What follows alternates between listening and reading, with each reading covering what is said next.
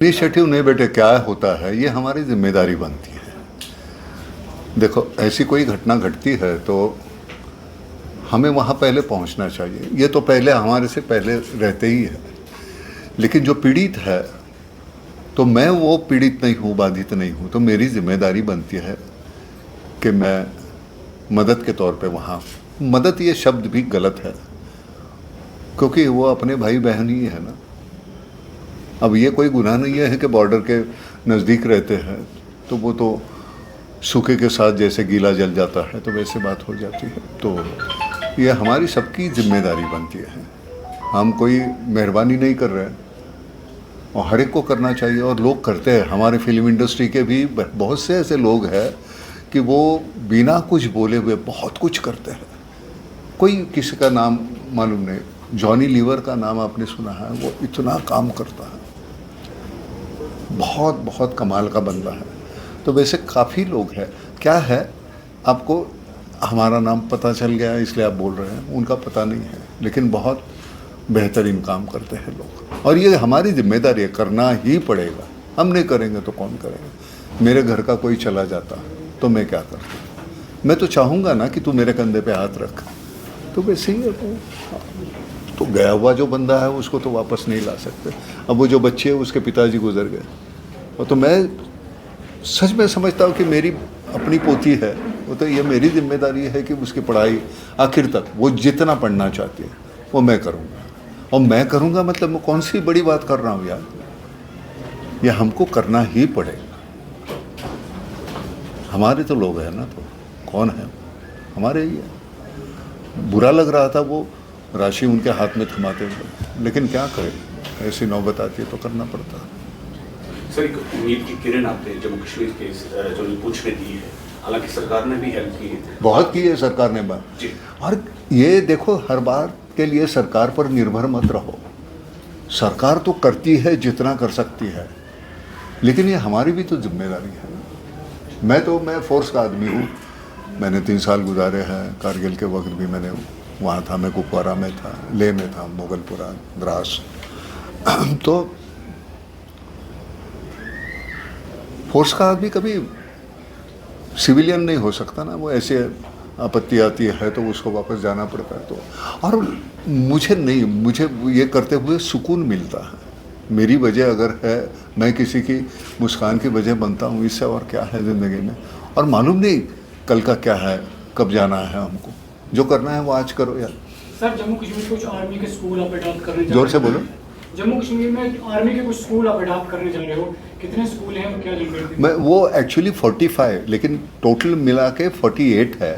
Valley में 28 है और लेह लद्दाख में 7 है और बचे हुए अपने जम्मू में हैं। तो पैसे मिल जाते हैं भैया, पैसे की कमी नहीं होती। अगर आप सही काम करना चाहते हैं तो पैसे की दिक्कत नहीं आती।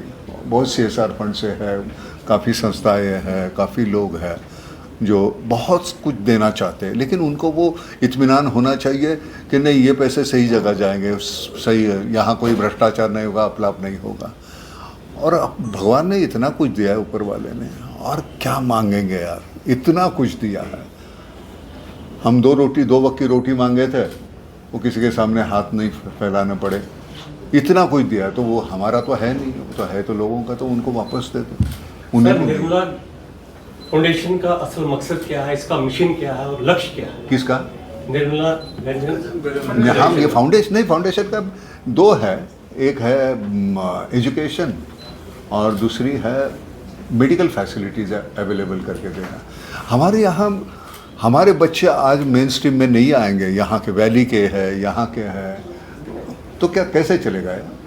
हमारे बच्चे आगे आने चाहिए, वो क्रिकेट टीम में भी होने चाहिए, गाने में भी होने चाहिए, सिविल सर्विस में होने चाहिए। मेन स्ट्रीम में जब तक नहीं आई, हमारी ताकत है ना, ये हमारी जो अगली पीढ़ी है वो ताकत है। तो उनको सुविधा किस तरह की? जब तक तुम पढ़ाई नहीं करोगे तो आगे कैसे आओगे? तो शिक्षा, इसका कोई अल्टरनेटिव है नहीं, वो तो करना ही पड़ेगा।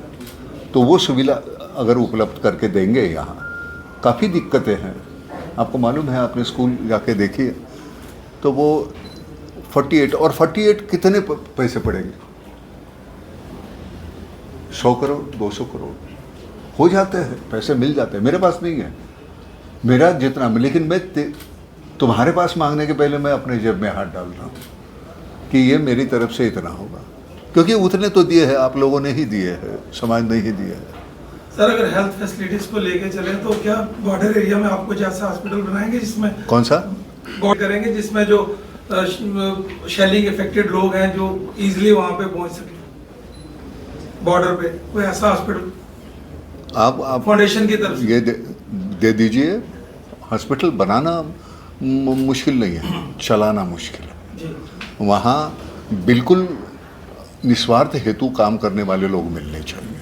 बनाना बहुत है, सरकार ने क्या काम बनाया, लेकिन वो चलाने के लिए वो, मुझे लगता है वो अंदर से आना चाहिए, आपको लगना चाहिए।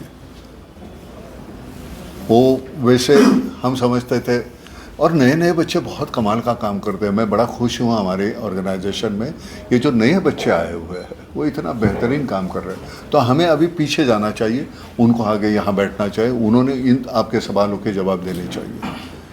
हम तो है, हम कहाँ जाएंगे, हम तो है, वो आशीर्वाद के लिए भी और कान मरोड़ने के लिए भी।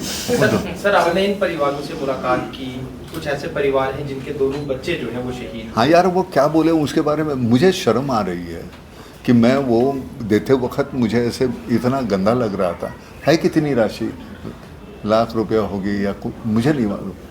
तो सर आपने देखा कि आप ये सच में हम आपको बता रहे हैं, आप एक पहले ऐसे व्यक्ति हैं जो देश से यहाँ पहुंचे हैं सरकार के बाद, जिनने लोगों का दर्द बांटा है। क्या आप मानते हैं सर कहीं ना कहीं नहीं, ऐसे बहुत से लोग हैं? हैं, मैं सच कहता हूँ, बहुत से लोग हैं। मैं मतलब नाम लेके बोलूँ, अमित जी जो है, अमिताभ बच्चन जी है, अब उनका स्वास्थ्य उतना ठीक नहीं है, नहीं तो वो भी आ जाते।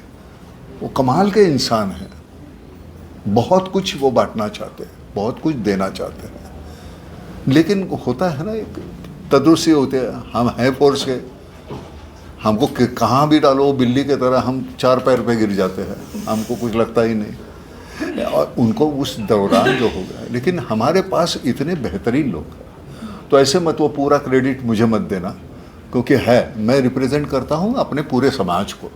मैं सिर्फ नाना पाटेकर करके नहीं है। जब मेरे बारे में कोई सर ने भी जो मेरे बारे में जो बोला, उतना मैं सामान्य हूँ, और सामान्य होना ये आपकी ताकत है, ध्यान में रखना, उसे गंवाना मत। सर आप